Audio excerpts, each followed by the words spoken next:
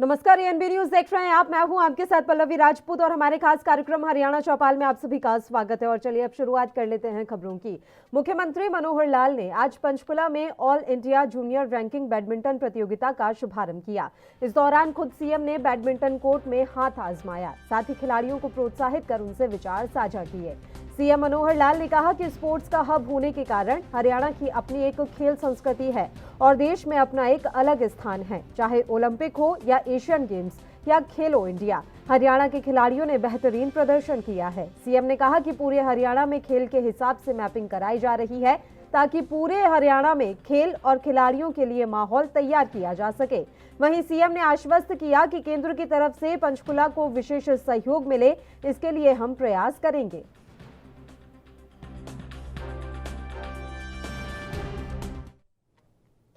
हरियाणा में कोरोना की मौजूदा स्थिति को लेकर सीएम मनोहर लाल ने समीक्षा बैठक की, जिसमें सभी जिलों के डीसी इस मीटिंग में वीडियो कॉन्फ्रेंसिंग के माध्यम से जुड़े। सीएम ने वीडियो कॉन्फ्रेंसिंग में सरकार के मंत्री भी इस मीटिंग में मौजूद रहे।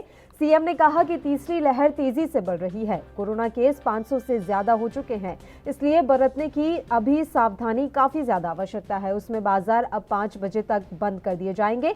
ऑफिस जो है वो 50% क्षमता से खुलेंगे। उपायुक्त इनका पालन करवाएं। ऑक्सीजन प्लांट चेक किए जाएं, जहां पर कोई भी कमी नजर आए उन्हें दुरुस्त किया जाए। सीएम ने आगे कहा कि विदेश से आने वाले यात्रियों की निगरानी की जाए। बिना दोनों डोज लगे लोगों को सार्वजनिक स्थानों पर न आने जाने दें।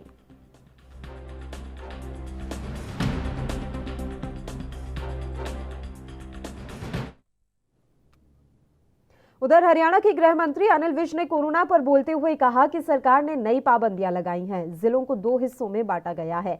जहां ज्यादा संक्रमण है उनको एक कैटेगरी में रखा गया है। उसमें गुरुग्राम, फरीदाबाद, सोनीपत, अंबाला, पंचकुला है। यहां बाजार 5 बजे बंद हो जाएंगे और सभी दफ्तर 50% क्षमता के साथ चलेंगे। School, college, polytechnic, coaching centre, creche, आंगनबाड़ियों को प्रदेश में अभी बंद कर दिया गया है। बिना वैक्सीन के लोगों को दफ्तर, रेस्टोरेंट, बैंक्वेट हॉल, जहां भी लोग इकट्ठा होते हैं वहां पर जाने की इजाजत नहीं है। अगर संक्रमण बढ़ेगा तो सख्तियां और भी ज्यादा बढ़ाई जाएंगी। कोविड जिस ढंग से फैल रहा है उसको रोकने के लिए पाबंदियां लगाना आवश्यक है। सरकार ने नई पाबंदियां लगाई हैं। जिलों को 2 हिस्सों में बांट दिया। जिनमें ज़्यादा संक्रमण है उनको एक कैटेगरी में रखा है। उसमें गुड़गांव, फरीदाबाद, सोनीपत, अंबाला, पंचकुला है। इनमें ज़्यादा सख्तियां लगाई गई हैं, बाकियों में भी सख्तियां लगाई गई हैं। यहाँ पर जो बाज़ार हैं वो 5 बजे बंद हो जाएंगे और सारे दफ्तर जो हैं वो 50% कैपेसिटी के साथ चलेंगे। School, college, polytechnic, coaching centre, क्रैच, anganwadi सारे प्रदेश में बंद कर दिए गए और बिना वैक्सीनेशन के लोगों को दफ्तरों में, बैंकों में, बैंक्वेट हॉल में, रेस्टोरेंट में या जहाँ कहीं भी ज़्यादा एकत्रीकरण होता है वहाँ पर जाने की इजाज़त बंद कर दी गई है। इसको चेक करने के लिए डिप्टी कमिश्नर्स को आदेश दिए गए हैं कि वो हर ज़िले में अपनी टीम्स बनाएं और सब जगह पर जाकर रैंडम चेकिंग करें। और जो कहीं पर भी ऐसे लोग पाए जाते हैं जिन्होंने बिना वैक्सीनेशन के वो दफ्तर अटेंड करते हैं उनके खिलाफ कार्रवाई की जाए। इसके लिए लोगों को खुद में भी इसका पालन भुगतना लोगों को ही पड़ेगा। खुद मास्क हर आदमी डाले, करे। बिना मास्क नो वर्क, इसका सिद्धांत लागू करना पड़ेगा। सख्तियां आगे भी बढ़ाई जा सकती हैं और अगर संक्रमण बढ़ेगा तो जिलों की कैटेगरी भी बढ़ाई जा सकती है। अब देखिए, पंजाब में तो जो नोटंकी चल रही है वो हम सब देख ही रहे हैं। कल उन्होंने अपना 100वां दिन मनाया, एक एक दिन गिन के वो अपना समय पूरा कर रहे हैं। और प्रजातंत्र में राज्यपाल को इस प्रकार की धमकियां देने का प्रावधान नहीं है। राज्यपाल जी अपने विवेक। हरियाणा आपदा प्रबंधन विभाग के अतिरिक्त मुख्य सचिव पीके दास से एएनबी न्यूज ने खास बातचीत की। एएनबी न्यूज से बात करते हुए पीके दास ने प्रदेश में कोविड प्रबंधन को लेकर क्या कुछ फैसले लिए जा रहे हैं, इस बारे में ज्यादा जानकारी साझा की। में कोरोना केसेस बढ़ने के साथ ही प्रदेश सरकार ने सख्ती बरतनी शुरू कर दी है। हालांकि ओमिक्रॉन के केस इसमें कितने हैं ये जांच का विषय है, लेकिन सरकार अब पूरी तरह से सख्त हुई है। स्कूल कॉलेज बंद करने के साथ साथ जो स्विमिंग पूल हैं वे बंद कर दिए गए हैं। होटल, रेस्तरां, मॉल, सिनेमा में सिनेमा बंद किए जा चुके हैं। होटल, रेस्तरां और मॉल में 50% की जो है एक लिमिट लगा दी गई है कि इतने लोग वहाँ होंगे। हमारे साथ इस समय आपदा प्रबंधन विभाग के अतिरिक्त मुख्य सचिव पीके दास हैं, उनसे जानेंगे कि और क्या सख्ती जो है अपनाई गई है। नमस्कार सर। सर ये बताएं कि जो कोरोना के केसेस पिछले कुछ दिनों में बढ़ते हुए नजर आए हैं, किस तरह के सख्त कदम जो है प्रदेश सरकार उठा रही है? पिछले कुछ दिनों में, पिछले 7 दिनों में लगातार वृद्धि हो रही है और ख़ास करके 5 जिलों में गुड़गांव, फरीदाबाद, सोनीपत, अम्बाला और पंचकुला, इसमें ज़्यादा केसेस में, पॉजिटिव केसेस में वृद्धि हुई है। और ये आशंका जताया जा रहा है कि हो सकता है कि ये क्योंकि ओमिक्रॉन जो वैरायटी है ये जल्दी फैलता है और इसमें ट्रांसमिसिबिलिटी जो है वो ज़्यादा है, तो इसीलिए ये आगे जल्दी फैल सकता है। इसको ध्यान में रखते हुए कल स्टेट डिजास्टर मैनेजमेंट अथॉरिटी का मीटिंग चीफ मिनिस्टर की अध्यक्षता में हुआ था और उसमें कई महत्वपूर्ण निर्णय लिए गए। ये जो 5 जिले मैंने कहा जहाँ ज़्यादा पॉजिटिविटी आई है, इन 5 जिलों को एक स्पेशल कैटेगरी में डाला गया है और यहाँ थोड़ा ज़्यादा सख्ताई किया गया है। बाकी जिलों में भी एहतियातन हमने कुछ कदम उठाए हैं। ये जो 5 जिले हैं, इन 5 जिलों में सिनेमा हॉल, थिएटर, मल्टीप्लेक्स बंद किए गए हैं। चलिए जिले भी बताएं कौन कौन से। ये जिले हैं फरीदाबाद, गुड़गांव, सोनीपत, अम्बाला और पंचकुला। इसमें जैसे मैंने कहा सिनेमा हॉल, थिएटर, मल्टीप्लेक्स बंद किए गए हैं। जो स्पोर्ट्स कॉम्प्लेक्स है, स्टेडियम है, स्विमिंग पूल है, ये सिर्फ जो ट्रेनिंग अप स्पोर्ट्स पर्सन है उनके लिए रहेगा। बाकी देखने वाले लोग, विजिटर्स, कैजुअल विजिटर्स, इनके लिए मना किया जाएगा। और वो जो स्पोर्ट्स पर्सन वगैरह जाएंगे वो भी अपने एहतियातन जो कोविड के सर्टिफिकेट वगैरह है वैक्सीनेशन के, वो लेके जाएंगे। इसके अलावा जो एंटरटेनमेंट पार्क है और B2B बिजनेस वगैरह है, एग्जीबिशन, वो बंद रहेंगे। ऑफिसेज में सरकारी और बेसरकारी दोनों तरफ के ऑफिस में 50% लोगों को ही आने की छूट होगी। मॉल और मार्केट जो है वो 5 बजे तक खुले रहेंगे, उसके बाद बंद किया जाएगा। बार और रेस्तरां वगैरह ये अलाउ किया जाएगा, लेकिन 50% कैपेसिटी के साथ ये अलाउ किया जाएगा। सर ये बताएं कि ये अभी क्योंकि 5 बजे तक बाजार में दुकानें बंद होंगी, मॉल बंद होंगे, कोई लोगों के लिए अभी जो नाइट कर्फ्यू था वो 11 से 5 ही रहेगा कि 5 बजे के बाद हम लॉकडाउन की स्थिति माने? नहीं, लॉकडाउन नहीं है। 11 बजे रात से लेकर सुबह 5 बजे तक ही वो ट्रैवल रेस्ट्रिक्शन है। और मैं ये कह दूं कि 5 बजे के बाद जो एसेंशियल सर्विसेज हैं वो खुले रहेंगे, यानी दवाई की दुकान, और ये दूध की दुकान और जो ऐसे चीज़ें होती हैं वो खुले रहेंगे। एक ये देखने में आया कि 31 तारीख से पहले हमने आपसे बात की थी, तब ये था कि सब फंक्शंस के लिए, होटल्स के लिए 11 बजे तक ही जो प्रावधान है उसे बदला नहीं गया था। लेकिन जो हाईवे के ढाबे हैं, खासकर मुरथल में, सोनीपत में और एक आध जगह और होटल्स जो हैं, उन लोगों ने काफ़ी तो बड़ी संख्या में लोग अपने यहाँ एकत्र किए और बड़ी देर तक, मतलब 11 बजे के नियमों को नहीं पाला। उनके वीडियोस भी आपने देखा होगा, व्हाट्सएप में वायरल हैं।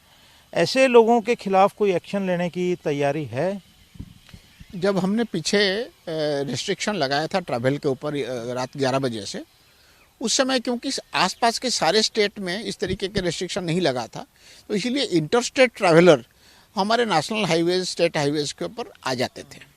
अगर हमारी स्टेट बाउंड्री पर या स्टेट के अंदर कहीं भी हम उनको रोकते तो उनको बहुत ज़्यादा हार्डशिप का सामना करना पड़ता, इसीलिए हमने वो उन लोगों के खिलाफ एनफोर्स नहीं किया था। लेकिन इसका कुछ बिजनेस एस्टेब्लिशमेंट ने जरूर फ़ायदा उठाया है। इसीलिए इस बार हमने ये कहा है कि जो ओनस है कि ये इंस्ट्रक्शन को पालन होनी चाहिए, ये अभी जो होटल मालिक है, ढाबा मालिक है, रेस्तोरां मालिक है, बार मालिक है या मॉल के मैनेजमेंट है, ये उनके ऊपर है। अगर वो नहीं करेंगे तो उनके खिलाफ कार्रवाई करेंगे। शुक्रिया। तो अब दोबारा से जो क्रिमेशन है उसमें 50 लोगों की और शादी ब्याह के फंक्शन में 100 लोगों की कैप लग गई है।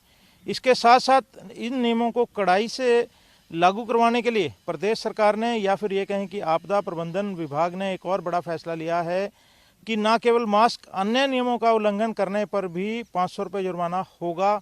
और जो संस्थान हैं यानी कि मॉल के मालिक हैं, होटल के मालिक हैं, यदि वे नियमों का उल्लंघन करते हैं तो उन पर 5,000 रुपये का जुर्माना लगेगा।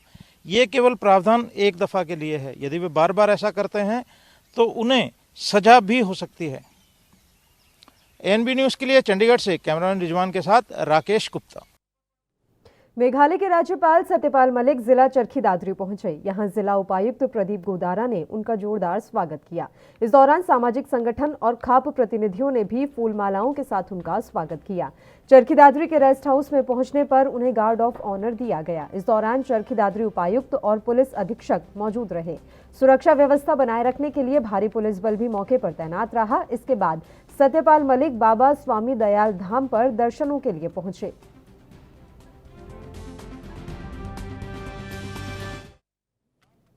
चरखी दादरी में मेघालय के गवर्नर सत्यपाल मलिक पहुंचे। इस दौरान रेस्ट हाउस में पत्रकारों से बात करते हुए उन्होंने कहा कि किसानों पर दर्ज मुकदमे वापस किए जाएं। अभी किसान आंदोलन खत्म नहीं हुआ है, केवल स्थगित हुआ है और किसानों के साथ अन्याय होता है तो किसान फिर आंदोलन करने को मजबूर होंगे। नजदीक आए हैं सरकार और प्रधानमंत्री इससे ज़्यादा क्या कह सकते थे जो उन्होंने कहा है, तो हमको इसका फ़ायदा उठाना चाहिए, हमको अपने पक्ष में फैसले कराने चाहिए, हमको एमएसपी को कानूनी जामा पहनाने के सिलसिले में उनकी मदद लेनी चाहिए, बजाय इसके कि हम कोई ऐसा काम करें जिससे सारी बात खराब हो जाए। तो सर, जैसे कि एमएसपी की बात हो गई, किसान अब भी ये कह रहे हैं कि उनकी और अन्य मांगे थी वो पूरी नहीं हो पाई। अभी आपने भी ये कहा कि अगर किसानों के साथ कुछ हुआ तो चाहे जो भी उन्हें आपको मिले वो छोड़ने को चाहिए। देखिए, अभी चीज़ें रह रही हैं, मुकदमे हैं, वहाँ सरकार को ईमानदारी बरतनी पड़ेगी और ईमानदारी के साथ मुकदमे खत्म करने पड़ेंगे। इसी तरह एमएसपी को कानूनी जामा पहनाना, लेकिन सरकार अगर ये समझती हो कि आंदोलन खत्म हो गया तो आंदोलन खत्म नहीं हुआ है, आंदोलन सिर्फ स्थगित हुआ है। अगर किसानों के साथ अन्याय या जाति होगी तो ये फिर खड़ा हो जाएगा। ऐसे में आप वहीं चरखी दादरी के आपको हम बता दें कितलाना टोल पर सांगवान खाप 40 की अगुवाई में सर्व खाप सर्व जातीय महापंचायत का आयोजन किया गया, जिसमें भाकियों के राष्ट्रीय अध्यक्ष राकेश टिकैत, किसान नेता गुरनाम चढ़ूनी समेत 150 के लगभग खाप प्रतिनिधियों ने हिस्सा लिया। इस महापंचायत के मुख्य मुद्दे समाज में फैली कुरीतियों को खत्म करना और समाज में फैले जात पात के जहर को मिटाना रहा। आपको बता दें कि सर्वजात सर्व खाप महापंचायत का आयोजन दादरी से निर्दलीय विधायक और सांगवान खाप 40 के प्रधान सोमवीर सांगवान की ओर से किया गया। बता दें कि 3 कृषि कानूनों के विरोध में विधायक सोमवीर सांगवान से पशुधन विकास बोर्ड के चेयरमैन पद से इस्तीफा दिया था।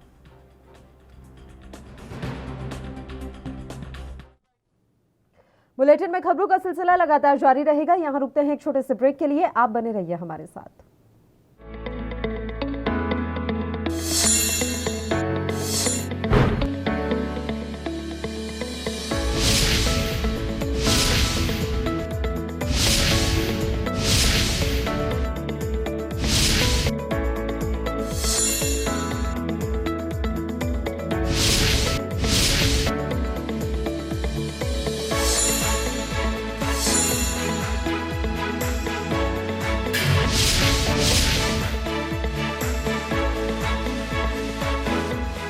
के बाद एक बार फिर से आप सभी का स्वागत है। बढ़ते हैं कुछ और खबरों की ओर।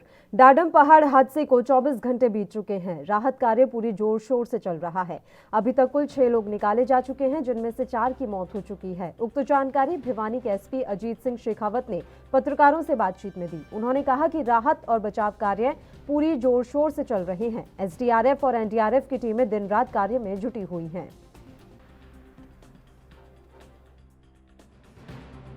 24 घंटे हो चुके हैं, अभी तक क्या पोजीशन है आपकी? हाँ, 4 डेड बॉडीज़ अभी तक निकाली जा चुकी हैं और अभी रेस्क्यू ऑपरेशंस चल रहे हैं क्योंकि ये बड़ी जटिल प्रक्रिया है।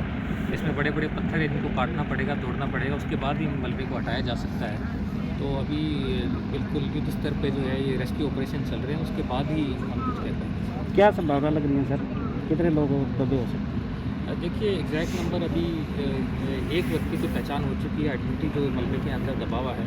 उसके अलावा भी जैसे गाड़ियों की संख्या उसके आधार पे हमारा अनुमान है कि और भी लोग दबे हो सकते हैं। इनके बारे में रेस्क्यू ऑपरेशन के बाद ही पता चलेगा। सर जैसा कि इसमें लोकल एडमिनिस्ट्रेशन और लोकल माइनिंग ऑपरेशंस के अलावा भी SDRF, NDRF की और आर्मी की यूनिट्स यहाँ पे आई हुई है जो कि रेस्क्यू ऑपरेशंस में सहायता करेंगे। सर ज़्यादातर अफवाहें काफ़ी हैं, तो आप क्या मैसेज देना चाहेंगे? नहीं, बिल्कुल एडमिनिस्ट्रेशन यहाँ पे ट्रांसपेरेंसी से काम कर रहा है। कोई भी व्यक्ति है यहाँ पे आके देख सकता है किस तरह से ऑपरेशन चल रहे हैं। इसमें अफवाहें की कोई भी वैसी बात नहीं है। हम लोग बिल्कुल सीरियसली और बिल्कुल सिंसियरिटी से यहाँ पे रेस्क्यू ऑपरेशन में लगे हुए हैं और किसी भी तरह की अफवाहों की इस मामले में कोई जगह नहीं है। क्या लग रहा है सर, क्या संभावना हो रही है, कब कितने टाइम और रेस्क्यू ऑपरेशन चल रहा है? अभी जितना हमने ये टेक्निकल इनपुट्स लिए हैं उसके आधार पे अभी 24 घंटे लगातार लग सकते हैं। सर अभी तक कितने लोगों को निकाला जा सकता है? खबर तो शाम से है, जहां पूर्व CPS और वरिष्ठ कांग्रेस नेता रामकिशन फौजी ने डाडम पहाड़ में चल रहे राहत कार्यों का जायजा लिया और पहाड़ में हुई घटना की CBI जांच कराने की मांग की। उन्होंने कहा कि प्रशासन राहत और बचाव कार्य में जुटा हुआ है, लेकिन प्रशासनिक अधिकारियों की मिलीभगत से ही यहां पर ये गड़बड़ी हुई है। उन्होंने कहा कि मृतक को 5 करोड़ रुपए दिए जाएं और घायलों को 50 लाख रुपए के हिसाब से मुआवजा दिया जाए।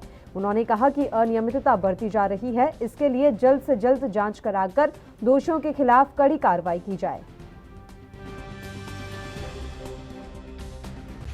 देखिए अधिकारी तो ये कह रहे हैं हम रात दिन लगे हुए हैं, प्रशासन किसी का नहीं होता, सरकार किसी की भी हो, प्रशासन अधिकारी पर उंगली उठाना गलत है। वो अपना काम कर रहे हैं, उनको भी उंगली उठाना हमारा बाधा डालना भी ठीक नहीं है। मैं अफसोस के साथ कहना पड़ता है कि ये मौत का कुआं बना रखा है। ये तो ऐसी हालत बना रखी है इस माइंस के अंदर है। हो सकता है और भी ज़्यादा लोग भी दब सकते थे। ना रूल है, ना कानून है, ना कोई इसके माइंस का अधिकारी को जवाब दे पा रहा।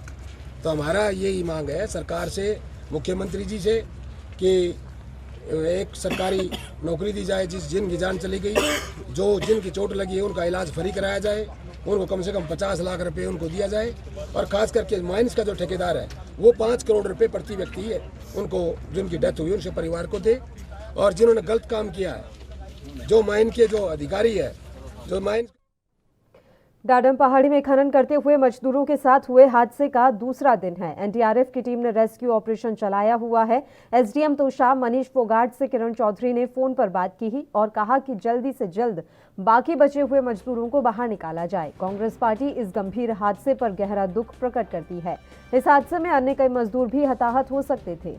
एक प्रेस बयान में कांग्रेस हल्का प्रधान हरि सिंह सांगवान ने कहा कि यह खनन दुर्घटना लापरवाही के कारण हुई है। जिस कंपनी के पास खनन का ठेका है उसने सुरक्षा उपायों की घोर उपेक्षा की है, जो कि मजदूरों के लिए जानलेवा साबित हुई है।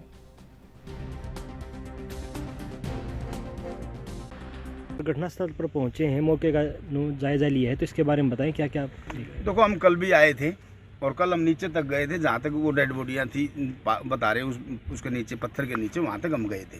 और आज भी हम आए हैं और ये जो हादसा हुआ है ये बड़ा खतरनाक हादसा है। हम जिन भाइयों की इसके अंदर जान गई है उनको हम श्रद्धा सुमन अर्पित करते हैं और उनके प्रति संवेदना सरकार से क्या मांग करते हैं? और सरकार से हम मांग करते हैं कि इनको ज़्यादा से ज़्यादा मुआवजा दिया जाए, क्योंकि इसमें जो लापरवाही है वो सरकार की लगती है। जो फायर जैसे फॉरेस्ट ऑफिसर है, माइनिंग वाले हैं, इन्होंने देखना चाहिए कहाँ तक का पैरामीटर है, कहाँ दायरा है, कहाँ क्या करना है। तो ये सारी कमियां जो है ना प्रशासन की हैं। लेकिन हमें आज पता लगा है कि सरकार ने कोई कमेटी गठित करी है और वो बैठाई है इसके ऊपर एक जांच।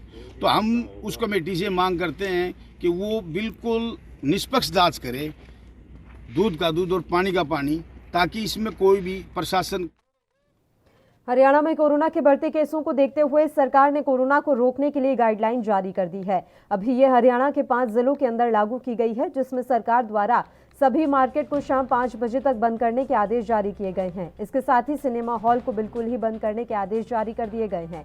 इसके साथ ही बार रेस्टोरेंट को 50% क्षमता के साथ खोलना होगा। अगर कोई आदेशों की अवहेलना करेगा तो उसके खिलाफ प्रशासन द्वारा सख्त कार्रवाई की जाएगी।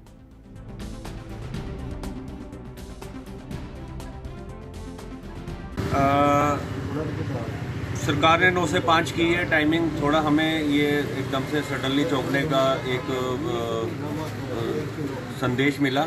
उम्मीद थी कि भाई लगभग 1 महीने के बाद या 15 दिन के बाद ये लॉकडाउन का कार्यक्रम सरकार शुरू करेगी, लेकिन सरकार ने एक जनवरी के दूसरी डेट को ही इन्होंने सरकार जो बाज़ार बंद करने के हरियाणा के अंदर 5 जिलों के अंदर इन्होंने आदेश जारी करे हैं। तो ये चौंकाने वाला भी है, लेकिन एक तरीके से कि यह है कि भी प्रिकॉशन लेने का भी तरीका है। लेकिन अगर दूसरे और तीसरे तरीके से इसको देखा जाए तो हम ऐसा सोचते हैं कि इस वक्त हम लगभग हिंदुस्तान के अंदर बूस्टर डोज लग जानी चाहिए थी। फॉरेन के अंदर हमने देखा है कि बूस्टर डोज लगभग लग चुकी है और वहाँ पे इस वक्त 4थी और 5वीं लहर चल रही है। अभी मैं आर्टिकल पढ़ रहा था वहाँ पे के अंदर, उसमें लिखा था फ्रांस, अमेरिका, इटली, इसमें 4थी और 5वीं लहर चल रही है। हम अभी 3री लहर में, जिसमें हम अभी पूरे कवर नहीं हुए हैं, जिसमें अभी बूस्टर डोज नहीं लगी है। छोटे बच्चे हैं 5 साल के, 10 साल के, उनके लिए तो अभी सरकार ने सिस्टम नहीं शुरू करा है। तो बड़ी ये अभी लड़ाई है और सबको मिलकर लड़नी पड़ेगी, समझदारी से लड़नी पड़ेगी। तो हमारी सरकार से ये अपील है कि बहुत जल्दी से जल्दी अतिशीघ्र बूस्टर डोज पब्लिक को लगाई जाए ताकि इस महामारी का बिल्कुल जड़ से अंत किया जाए और हमारे सरकारों को आर्थिक नुकसान ना हो। धन्यवाद। सरकार की जो नई गाइडलाइन आई है, जिसमें सरकार ने ये आदेश दिया, जो हमारे कुछ 4-5 ज़िले हैं उसमें आदेश करा है, ये अभी लागू करा है कि जो बाज़ार है वो शाम को 5 बजे बंद हो जाएंगे। लेकिन मेरा कहना ये है, इससे अच्छा ये होता है 5 बजे बाज़ार बंद करने की बजाय अगर आप उचित दूरी बना के रखते, लोगों को दूरी डिस्टेंसिंग बना के रखते और जो मास्क है इस पर सख्त कार्रवाई करते, प्रशासन सख्त कार्रवाई करे तो मैं उसको ज़्यादा बेहतर समझता हूँ। क्योंकि एक तो कारोबार नहीं है बाज़ारों के अंदर और 5 बजे का टाइम बहुत जल्दी है, मतलब कि 5 बजे बंद करना ठीक नहीं है। तो मैं तो ये कहता हूँ इसके ऊपर चलान करना चाहिए। जो लोग मास्क नहीं लगा रहे सख्ती रखे प्रशासन, और जो सोशल डिस्टेंसिंग है उसको दूरी बनाए रखें तो वो ज़्यादा अच्छा है। मेरा नाम विकास है, मैं अम्बाला का स्थायी निवासी हूँ। जो सरकार ने ये लॉकडाउन के बारे में, विषय के बारे में इन्होंने करा है कि 5 बजे से सुबह तक का लॉकडाउन जो करा है, ये सरकार ने जिस हिसाब तक करा है उस सरकार के हिसाब से ठीक है। लेकिन सरकार उसकी वजह से सोशल डिस्टेंसिंग पे, मास्क पे और जितनी धारा 144 लगाने से ज़्यादा बेटर होता, क्योंकि इस समय मार्केट में काम खत्म हो चुका है और आधे लोग वैसे ही बेरोज़गार हैं, मंदी की मार झेल रहे हैं। और सरकार से हमारा यही अनुरोध है कि व्यापार को मद्देनज़र रखते हुए इस लॉकडाउन का थोड़ा सा समय बढ़ाया जाए ताकि आम जनता के ऊपर इसका वो ना पड़े। क्योंकि आने वाले 13 तारीख को जो लोहड़ी का त्यौहार है वो सबका एक त्यौहार है, उसकी वजह से सब दुकानदार इसमें सोच और असमंजस में पड़े हुए हैं ताकि उनका लाखों रुपए का माल आया पड़ा है और उसका नुकसान ना हो। सर इसके लिए है ना, शाम को 3:30-4 बजे हम पहले काउंसलिंग करा देते हैं कि भाई अपनी दुकानें बंद कर लीजिए 5 बजे के बाद, और उसके बाद कोई मिलेगा तो। देश में कोरोना की तीसरी लहर अपना असर दिखाने लगी है। हरियाणा में भी इसका असर साफ देखने को मिल रहा है। कोरोना के केसों में अचानक बढ़ोतरी देखने को मिल रही है। इसी कड़ी में अंबाला में पिछले 4 दिनों में कोरोना के एक्टिव मरीजों का आंकड़ा 100 के पार हो गया। कोरोना की रफ्तार को रोकने के लिए प्रशासन अलर्ट हो गया है। इसी के चलते प्रशासन द्वारा सख्ती भी की जा रही है। अब लोगों को घर से बाहर निकलने पर मास्क लगाना अनिवार्य होगा और सोशल डिस्टेंसिंग का भी ख्याल रखना होगा, नहीं तो बिना मास्क बाहर निकलने वालों पर पुलिस की तीखी नजर होगी। इसका असर आज भी देखने को मिला। पुलिस प्रशासन द्वारा जगह जगह चेकिंग अभियान चलाया जा रहा है और बिना मास्क के लोगों के चालान काटे जा रहे हैं। सरकार के आदेश हैं कि जो लोग मास्क नहीं लगा रहे हैं उनके चालान किए जा रहे हैं, मास्क के चालान किए जा रहे हैं, ताकि लोगों में भाई बढ़े कि भाई हाँ कोई नया वायरस आया है, उससे बच के रहना है, लोग मास्क लगा के चलें। इसके लिए मास्क के चालान किए जा रहे हैं।